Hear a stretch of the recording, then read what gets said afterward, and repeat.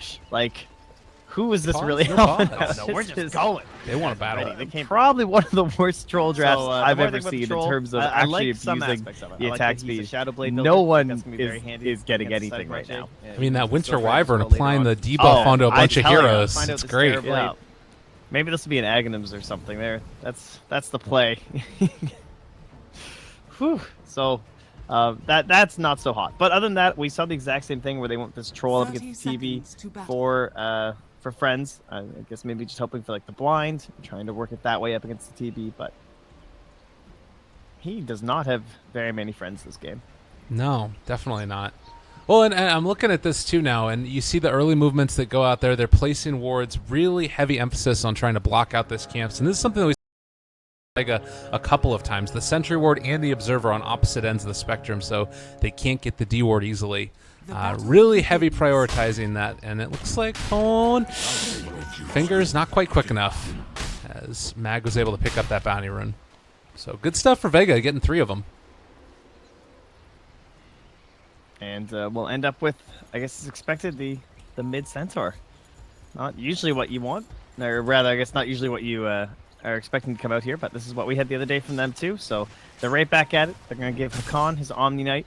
Played a fantastic Darkseer in our previous series, and certainly expecting a lot of this one, but he'll have an okay matchup against Mag. Oh, that was pretty nice down there. Seneko is probably going to pay for it, but realizing that he wasn't going to be able to get the block off on both of these, he goes to block the offlane, and Seneko trying to get the D. He's going to end up being pulled back and killed. So first blood going to Misha, but they do at least stop the side pull for the first wave. They don't have a great answer afterwards. Well, that is one thing we haven't discussed. With both Rubik and Pudge, plenty of shenanigans could go down here on the side lane as well as in the mid.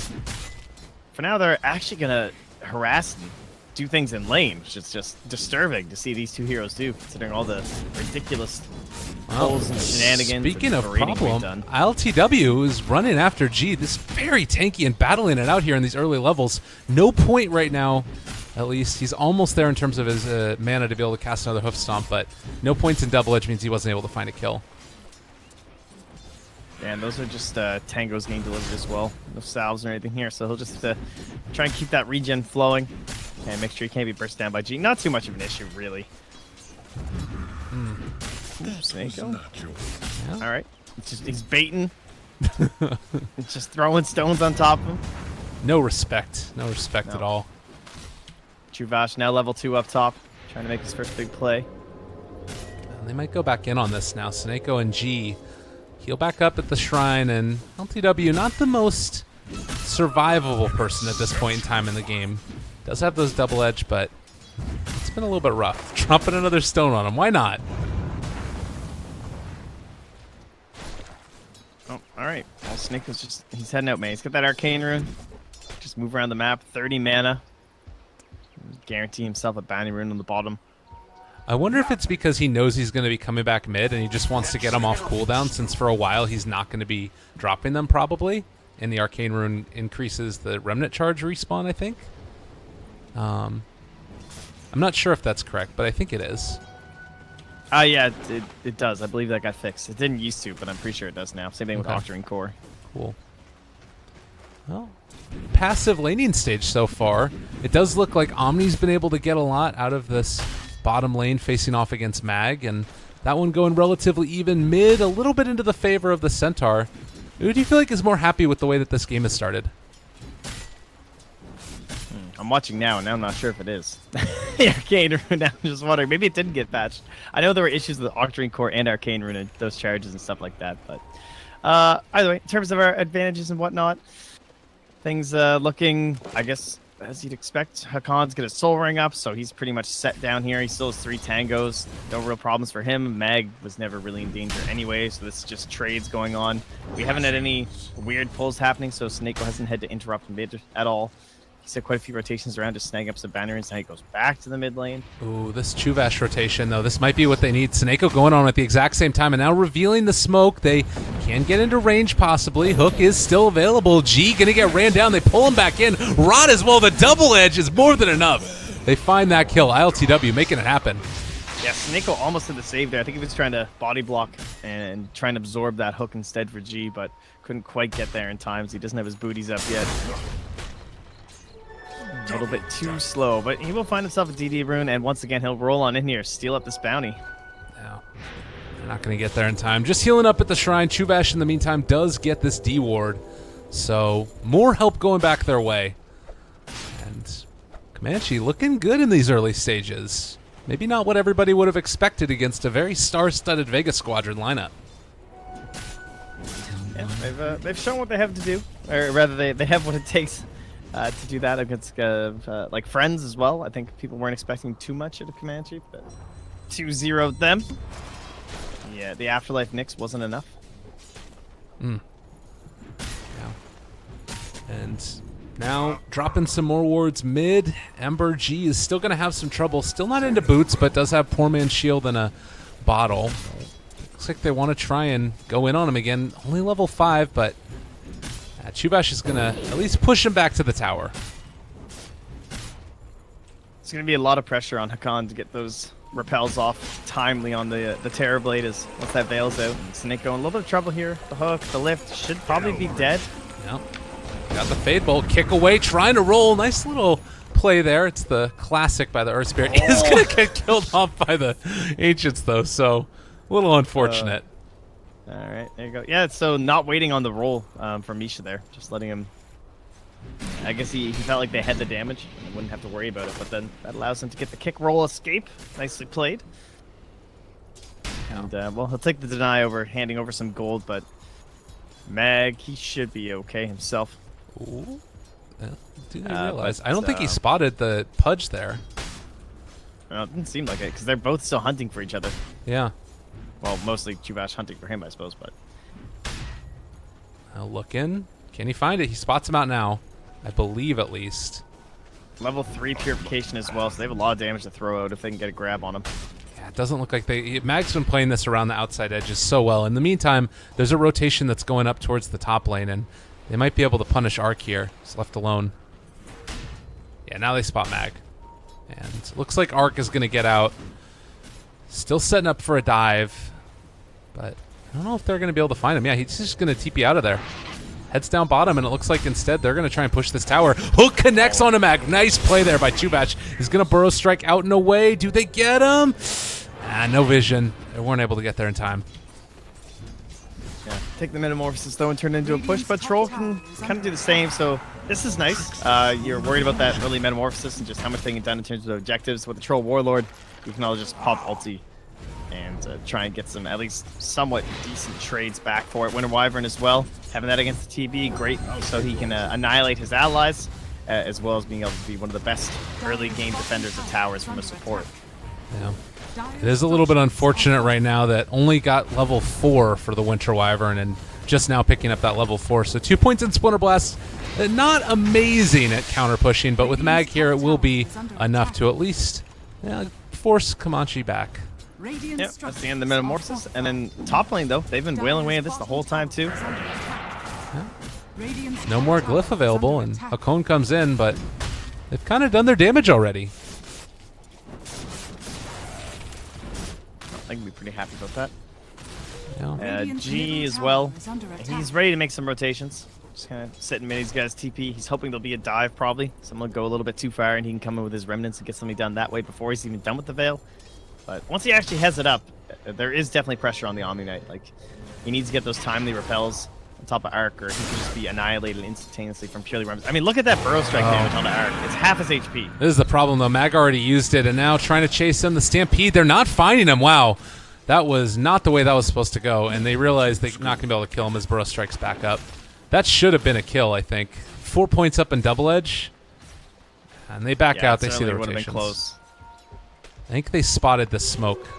Maybe not. They might have TP'd in with smoke. So, yeah, everybody's just backing out from Comanche. Tell you, Ditcheraw's been all alone up here.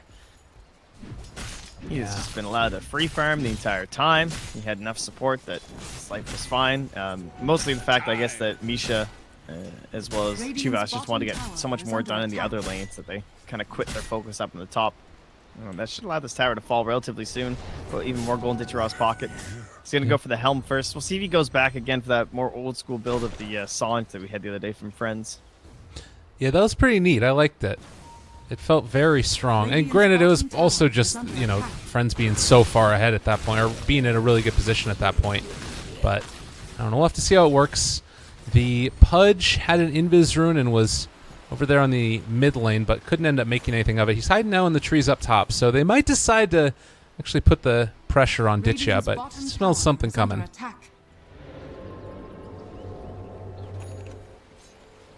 He's not actually.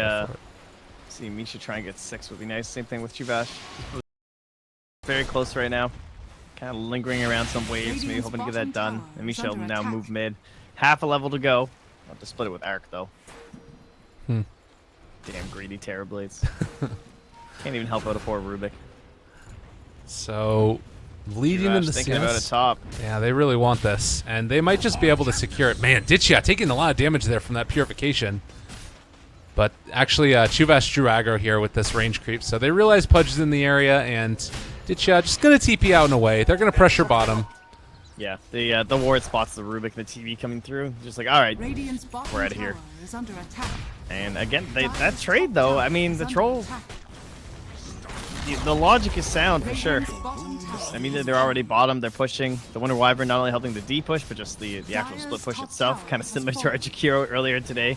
Yeah. You get a lot of the same stuff done, and now even preparing for a tier 2 defense in case they keep pressuring, knowing that Metamorphosis is still relatively decent duration left on it, and instead they're actually going to head mid and hope that Ember overextends. Chuvash makes the smart play as well. He TPs into the shrine, realizing that's a almost in some ways better place to fight than by the tower. And it will scare away Sneko as he's going to go down here, pick up a little bit more golden experience. So everything's still very static at this point. Taking a look at the net worth, they're going to get a hood first for the Centaur. So going a little bit more of the beefy build rather than the initiation play. Do you like this? Yeah, I think they've already taken the tier 1 top. They have decent control over the enemy jungle. Like they're not super worried, I guess, about trying to find a bunch of fights or anything like that at the current moment. Khan's happily farming away. Rubik is still not quite level 6, so he's not really getting that eager. And the fact there's an Ember on the enemy team just makes this hood unbelievably valuable, as well as just helping yourself out for your own double edge. So it's a good game to be a Centaur. There's plenty of magic damage being pumped out from everyone. Probably even going to finish out that full pipe even before the blink, because he does have it queued up. We'll see if he actually follows through on it. If he gets, maybe some big influx, he might be tempted to go straight in for the blink dagger. They're going to get the D ward here as well. That does sort of signal that the smoke could have been coming their way, and Comanche will hold off on that. Bottom lane, the Sand King with the newly minted Blink Dagger was just getting ready for anybody to move in that direction, but this to me feels like it's going to be probably the big reveal as they pressure for the tier 1 tower in the top lane. I don't know if Comanche are going to come and try and contest this, though. Yeah, they've had a couple nice D wards as well on the side of the Radiant too, so Vega not exactly sure what everyone's up to. They'll plant this ward down and see if they can get a better idea of the scope of the defenses here, but looks like they've now figured out this tower is just going to be free. And that Blink Dagger's done, but so's that pipe. He did commit fully for it. Very defensive indeed, and they'll be relying on the Stampede to initiate, but if they get jumped on and maybe they're not expecting this pipe, that could be a pretty big turnaround here. Oh, and here we go. The movement in. You have a whole lot of damage that can come out from this Comanche side. They don't have Dragonlance yet there on the Terrorblade, but looks like they're going. This could just be Roche. No, they're going to take a fight. There's no Winner's Curse here too, whereas both supports on the Radiant have their ultis. Oh, Misha gets revealed. They're on the high ground though, and Vega, they're going to smoke, go back in now. Yeah, if they fight near this shrine, this would be really, really bad. Ember Spirit is going to back out and away, but there's Arc immediately going to spot out Mag. They have the shrine, though, going to be able to pop in just a second, getting all the heals there, and they're on top of him. Arc turns on to Sneko, a ton of damage. That is going to be the Cold Embrace, trying to keep him alive, but Ditya Ra going to be controlled and killed off. So that's 2 down, and that was just a really poor decision, I feel like, for Vega. That was weird. I don't know, I guess they just felt like they were too strong with the vision or something. Yeah. And felt like they could fight, but they were quite incorrect. It's very difficult, like, for that to turn out well, honestly. You're running up into a team that has Centaur ulti too, so that even when you have a vision advantage, they're always going to get a position advantage, unless you stun, like, the Centaur. And even if you stun the Centaur, there's an Omni back there somewhere too, so very difficult to get the right target, and the shrine being up was really just kind of like the crown jewel of what the hell are we doing. Oh, there's the epicenter down. Pipe has already come out, though, and the Guardian Angel as well. They turn it back around. Hakon taking no damage from that Winter's Curse, and can they actually kill them off? Chuvash did already use his ultimate. It's going to be brought down, so a couple of ultis down, not a ton of tower damage being dealt, and they actually had to hold on to that triple remnant from G because of the Winter's Curse. Yeah, the repel too. That was very nicely done. It was like there's so many defensive options stacked on top there too from the Radiant side, let alone the Curse. And game was saved. Dang. At least they did stop the push, I suppose. As well as G having a haste rune, so maybe he can find himself a kill somewhere. Yeah, still tough without those remnants to deal that extra bit of damage. And LTW is going to go back for an Ags now, not even opting to go in for a Blink Dagger. This is kind of an interesting way to look at it, because when he played the mid Centaur before, he did go for a Blink in the early stages. Yeah. The magic damage is just... I mean, we're talking about how there's so little value to troll ulti. Well, you look at the heroes that are on the dire side, and it's all magic. So I can certainly understand wanting that pipe so early on in the game, and we also saw that damage reduction from the Aghanim's was so good with the Terrorblade. They just could not kill him before Sunder unless Centaur was disabled. Yeah. It's just actually impossible. Yeah, that was a really great combination that we saw there. Sioma in the mid lane, he did end up spotting the hook that went by him, but now a second one catches him right on the edge. And well, with that Purification barely left alive, he has Winter's Curse in this too. This might actually stop Comanche from moving any further forward. I don't know if they can fight into this. That magic wand has paid off twice now. Both times, merely the stats keeping him alive. Chuvash. All right, they get the tower nonetheless. And still feeling comfortable taking this fight, I guess. Another objective down. Another use of the Metamorphosis. They're doing a good job of keeping that momentum rolling as he heads into their ancient camp too. I'm sure their eyes are at least considering Roche, but it's nothing really helping to accelerate them into it, especially with the winding down Metamorphosis. Yeah, they're just gonna play this one safe. Terrorblade is still one of those heroes. You just get that Dragonlance up and you're basically good to go. He's gonna build back into the Yasha next, but top of the CS, or net worth rather, and you got Centaur, who's also quite high up there. He's gonna actually go back for the Blink first, so feeling like they're ahead enough. They're gonna make this work. Well, actually not that far ahead, honestly. Vega's further ahead in experience. Yeah, G's been getting a lot of split pushing done too, which is really helping them out too in terms of his overall net worth. Like, he's what, 1-1-0. He got their one kill, did it, but yeah, the fact he's got his bots up, and we talked about the kind of the lack of control they have, and now using that helm as well as the fact that they have the Troll Warlord. It's Alpha Wolf. Yeah, that maxed good option here from the Dire. Maxed out Fervor. That's quite strong. They actually do realize now, though, that Roche is being taken. Can they get here in time? Starting to drop down very low as Arc is going to head in. They use the reflection already. Misha going to get gone upon. They drop and pull back in with the hook. So a little bit off the mark. LTW onto Ditchia Rock. Can they find that kill? They are not quite able to bring him down. And Chuvash completely left alone. The epicenter a little bit off the mark. Can they actually stay alive through this? The pipe has already been used. Low. Turn it back around. Nicely played there by Misha. Seneko is going to go down. Hakon barely surviving through this. TPing back home is going to live. Okay. I think that was actually a saving hook that he threw out there from Chuvash too, because he was worried about the initiation that could have came in onto Arc. So it was pretty nicely played. Unfortunately, they couldn't get that Aegis. That would have been the real victory there for Comanche. If they could have just at least gotten rid of that, even if they don't kill Ditchra a second time, but just negate that possibility of them being able to go full YOLO or anything like that. And still, a nice win, I would say, for Vega. Good timing there to take that while they knew Metamorphosis was still going to be down for Arc, so they wouldn't have their full fighting potential there. And now with that Aegis in hand, a Yasha too. The draw currently looking at a BKB to follow up to his Yasha. Not a bad choice, just the general control of the Rubik and the Centaur War Runner. Yeah, it seems like it would be really good. And the other thing is not hitting the rest of his team under his Winter's Curse. If you're able to get it off in time, can really make a big difference. So yeah, I'm liking it. Helm of the Dominator we already talked about, into the Yasha for the Troll Warlord, who is also queuing up the BKB, so not wanting to go back for the finish launch in Yasha. And the Hand of Midas for the Earth Spirit, so ensuring that late game possibility at least a little bit. Yeah, plenty of Midases these days.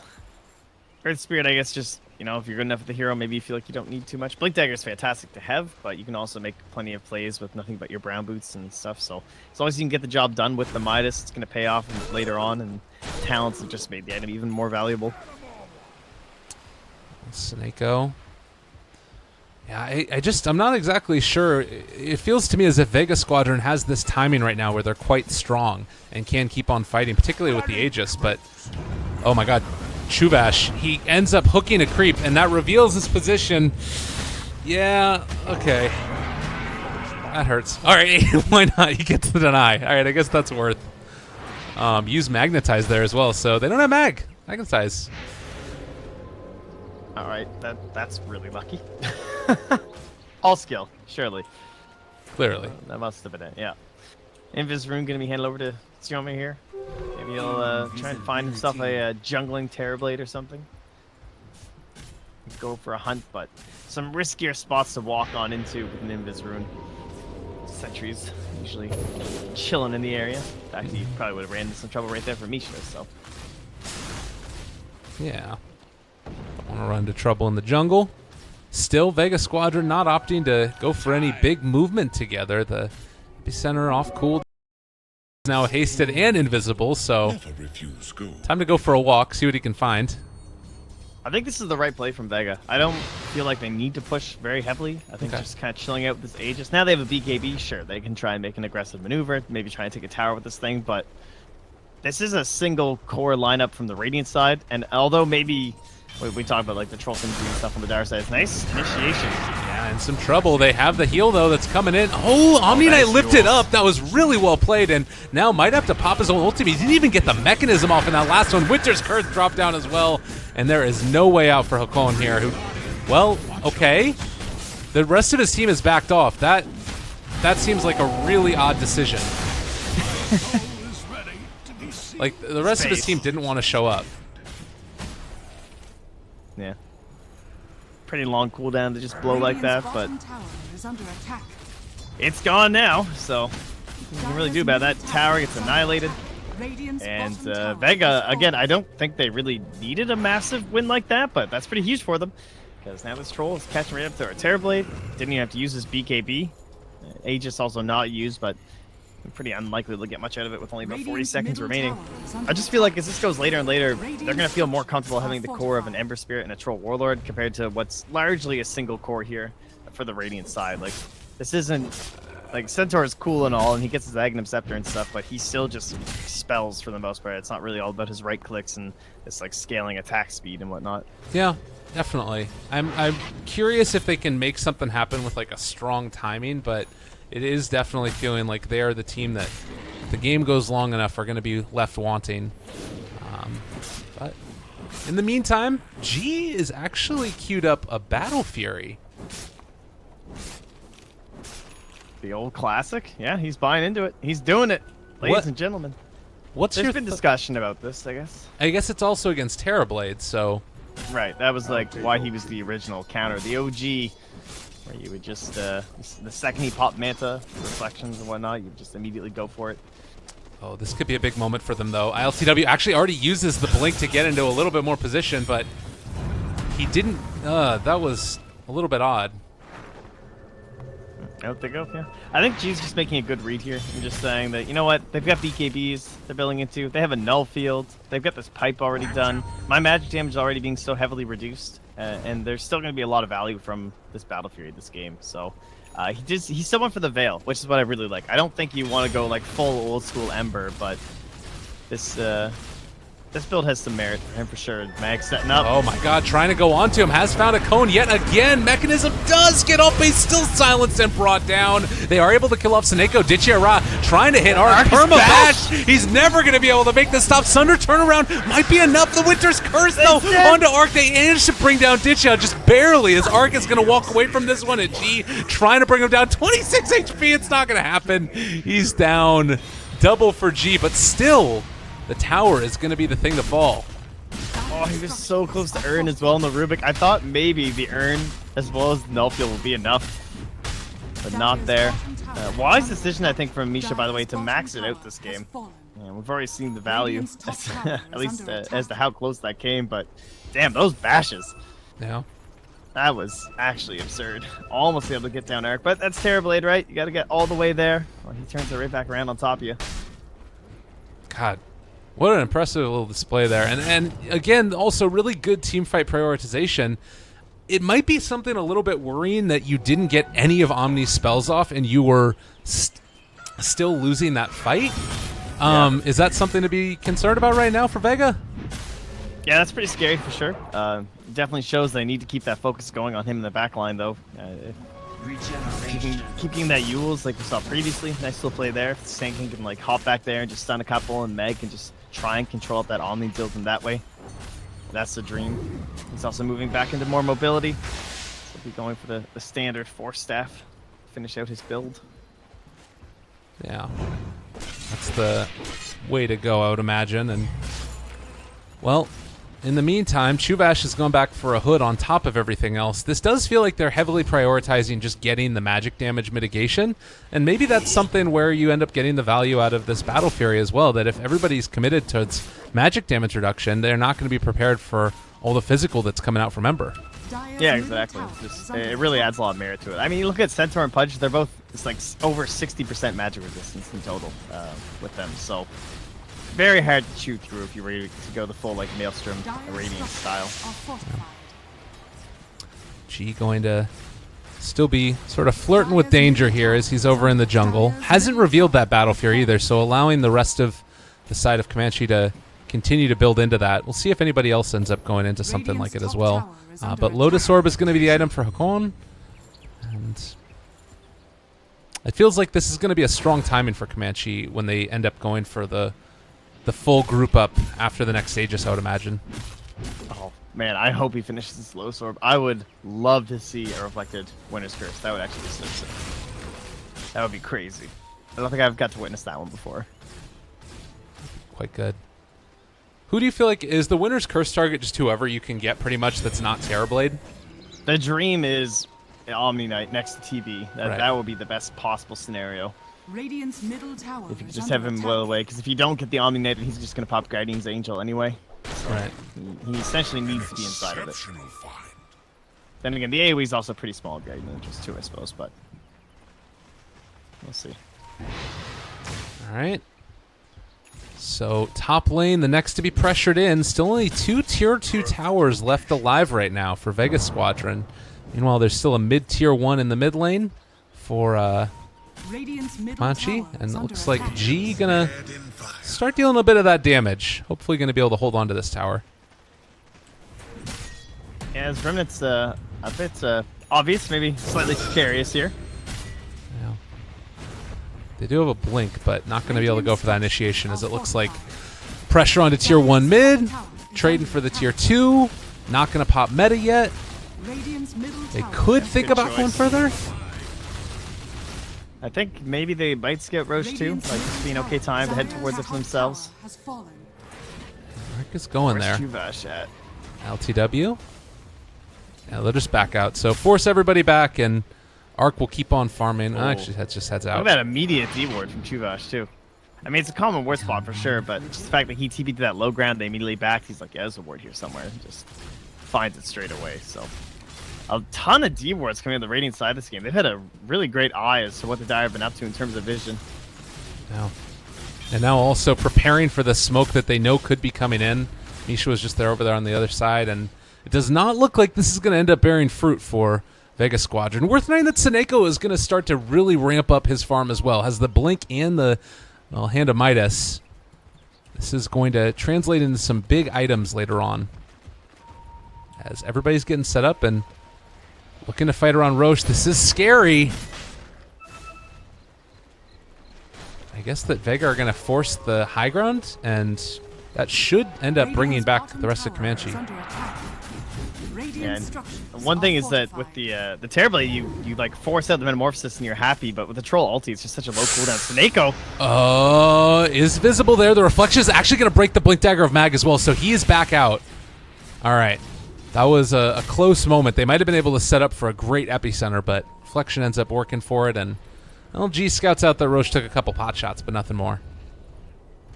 Yeah, I thought maybe they'd all TP back to the shrine, but they're actually just gonna stick around too. So Mag, they're pulling them back and forth between Roche and bottom, just not immediately TPing out. Huge play to not immediately to head back, because now Comanche is stuck in a bit of an issue here.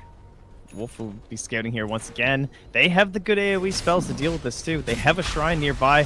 There's an observer, but it doesn't scout if he TP to this half. So still a relatively dangerous situation here. And now they're tier 3 in trouble. There's no glyph here. Yeah, and I mean, not normally a great right-clicking lineup, but whoo, just off the mark right there with the hook. When they do have that troll ulti, it comes out. It ends up actually playing a pretty big role. So down to about half HP. This is a lot of damage dealt to this tower at this early stage, particularly against a troll who can take it really quickly.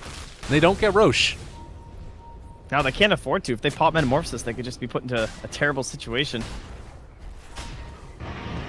And Arc wasting quite a bit of time around here too. LTW controlled for the moment by G.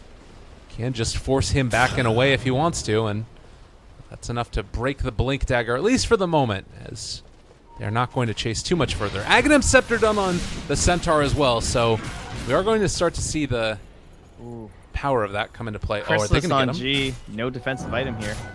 Not opting towards one, just wants more damage stacked up here, which makes sense to Battle Fury, but could put him in trouble. They're hoping that they're going to be able to get a jump back, but are going to be able to find him. G taking the damage. Is it going to be enough? He is going to get it. Great angle there on Chuvash for that ulti. And bottom lane, well, they take down a good bit of damage, but Seneko is now going to be controlled. They couldn't actually find it. He's going to fall as well. Chasing a bit more. He's going to spot Mag, but LTW not quick enough to catch up. All right, so finally starting to grab onto these guys who have been rather annoying on these side lanes between the Ember Spirit as well as the Earth Spirit here. Spirit's down, but Mag is here. Now Ditya. Oh, quick the fingers. raindrop is in some trouble now, though, as he has the Diffusal Blade down, starting to bring down Chuvash. This might be worth it for the... Oh my god, what? Come on. The second time this game. This has got to be so painful if you're Vega. That's so funny. I always forget about that. Well, obviously Mag forgot too. He just throws them up the Yules, and he's like, well, obviously he's going to be there, but yeah. Raindrop blocking that damage for the blink. And now, again, they're trying to Roche, but it's not that fast, and they don't want to commit Metamorphosis, and back they go. This is so frustrating, I'm sure. That being said, they keep on finding these kills, and Ditya Rock going to be controlled for the moment. They jump forward. Winner's Curse comes out, but still Ditya going to be able to survive through it. And they, or rather, excuse me, Arc will be able to, as Ditya did not survive through it. Yeah, that's definitely worth it for the Radiant. That's good. Finally, they got him. And no chance for a BKB to come out there. Yeah, Arc did have to use his first one, so 8 seconds is all he's down to now. Might be able to do something more with this Metamorphosis, but it's really hard for them to take this Roche. They need some more minus armor. And G is here. He's still going. Well, get bashed a couple times. Meta wearing low, but they are going to be able to force them back. Chuvash, large and in charge, is going to get hit. A nice stun. Burrow Strike turnaround, though. The Epicenter has already not been used, so they don't want to take that one. Eul Scepter lift up, trying to get them out and away.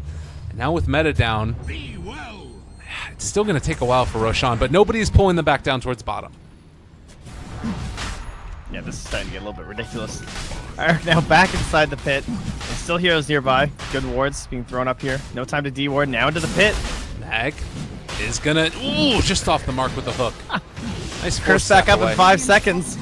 They can go for this if they want to. G is here as well. Misha sandstorming away, and Ditya also in the area. They're going to go for the Epicenter. They're not going to be able to break this one. Guardian Angel comes out, and it is going to be Roshan down. G picks up the Aegis. They also got the kill on it. A ton of problems right now for Comanche ILTW. Looks like they're going to be able to turn on to Ditya Ra, though. Too much damage. Chuvash is not going to die to this, I don't think. Low on mana, he does not get the die. But Ditya Ra still alive here. A cone. They are finally going to lose that Troll Warlord. G still with the Aegis in hand. Now ILTW catches onto Mag, 4 dead. They won't find G, though. Wow, despite the Aegis steal, and as well as the Roast Kill steal, for that matter. Not enough here for the Dire. Vega paying heavily for that one. And it's TV who's the big winner. Out comes out with 635 gold, and now well on his way to a butterfly, too. Well, And, well, the unfortunate thing is, well, they found G, and he's actually, oh man, that was very close. The right clicks that are coming in bring him down low even further. But not a whole lot of great ways to deal with this. Oh, and stolen, that's Sandstorm, all right. Dire's middle barracks is falling. I think, Lotus Orb, great pickup from Hakan too. yeah, they can just throw the repel onto him immediately and not going to end up taking too much damage from this. Ark hitting away at the tower. Does have his BKB back up again if he wants to use it. Sunder is available, kick. uses it! Last second, Ark, oh, it hurts so bad. The tier 3 is down and they can just walk away. Mag desperately trying to get something from it. Rubik, Seal, and Burrow maybe overextended slightly. G turns now, is trying to fight, but Ark just turns to hit him as well. Now Troll now on top of Chubash. Is it going to work though? They're taking away all of his mana. Is going to pop at the end as Hakon burrowed and brought down. But they are going to finally get that Aegis down from G as, well, they take down the Rubik. Man, they're blinking, they're using this Omni Knight, they're throwing long range, Pele kicks this Omni Knight to stun him, and they're trying to bring down this damn Terrorblade, and then there's a Centaur with an Agnums, and he just pops ulti and he can't die. Now they're throwing Lotus Orbs on top of Terrorblade, they've got a Lincoln Sphere they can put on top of him as well. Yeah.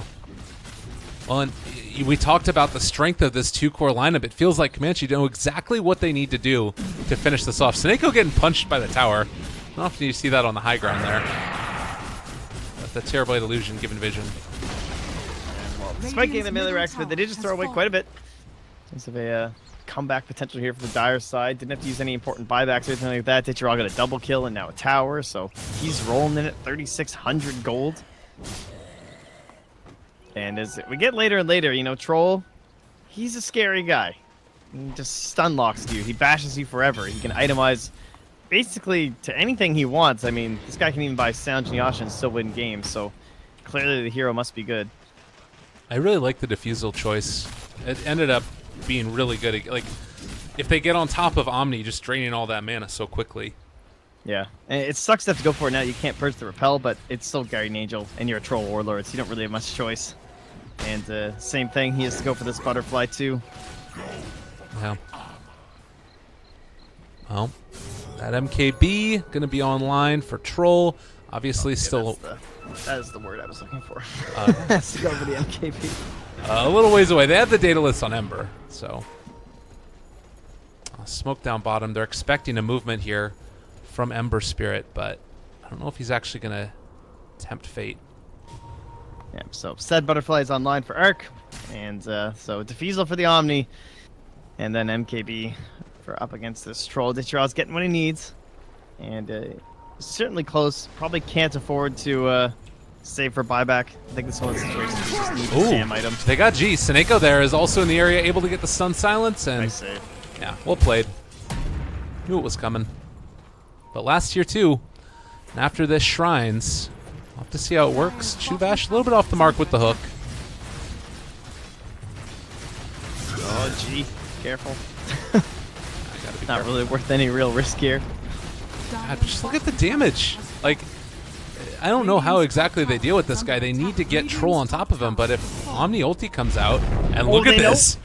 They know Serum was there. They're right They on pinged top him. of him. The pink comes out. They are still going to hit away at this tower, taking a ton of damage. And, well, G is there. The Burrow Strike connecting onto the illusions. Not really dealing with the fact that their melee barracks is going down. Arc is going to be hit, but they pop Mantis style BKB as well. Ditchara is going to end up falling. They get the hook from Chuvash to save the day in between all of that mess. G also in trouble now, trying to remnant back out in a way. They are going to end up losing Hakon here, possibly. Really low, but not actually going to end up dying. There is the Burrow Strike with the epicenter, but the Sunder comes out, and Snako left to left. They're going to end up dying here. They pull back in G.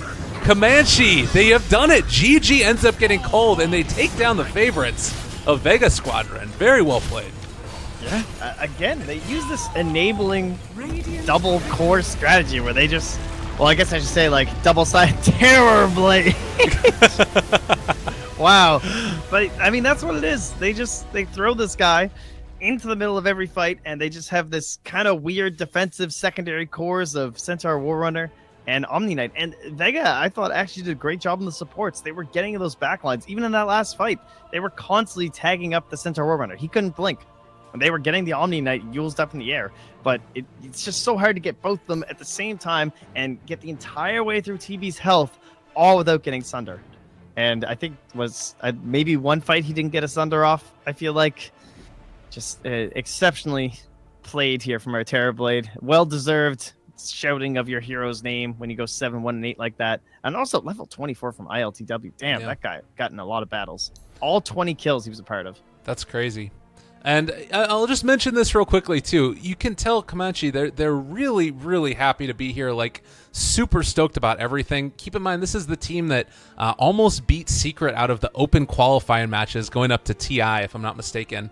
Yes. And then have stuck together since then. And we were looking at the earlier games that happened today, where it was Team Spirit facing off against LQ, and Arc actually came in. Arc came into that game because he has passwords obviously, and was like, "Good luck, everybody. Have fun."